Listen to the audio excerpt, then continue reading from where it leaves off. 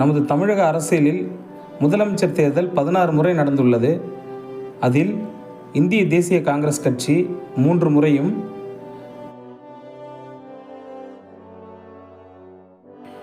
ஆயிரத்தி 1967ஆம் ஆண்டு பெரும் தேர்தல் பிரச்சாரத்தில் ஈடுபட்ட திமுகவும் காங்கிரசும் எதிரெதிர் துருவமாக பிரச்சாரத்தில் ஈடுபட்டனர்.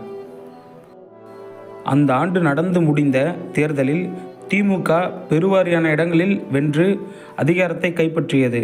அண்ணாவின் தலைமையில் ஒரு மிகப்பெரிய ஆட்சியை அமைத்தது திமுக. அண்ணா அவரது மறைவிற்கு பிறகு பின்வந்த டாக்டர் கலைஞர் திமுகவை கைப்பற்றினார்.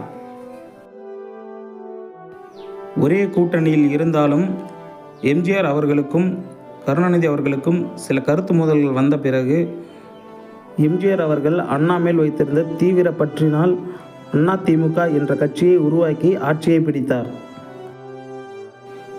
1952ஆம் ஆண்டு முதல் 2021ஆம் ஆண்டு வரை இரு பெரும் திராவிட கட்சிகள் மட்டுமே ஆட்சி அதிகாரத்தை கைப்பற்றியுள்ளனர். ஃப்ரெண்ட்ஸ், இந்த பதிவு பிடிச்சிருந்தா லைக் பண்ணுங்கள், ஷேர் பண்ணுங்கள், சப்ஸ்கிரைப் பண்ணுங்கள், நம்ம சேனலை ஃபாலோ பண்ணுங்கள்.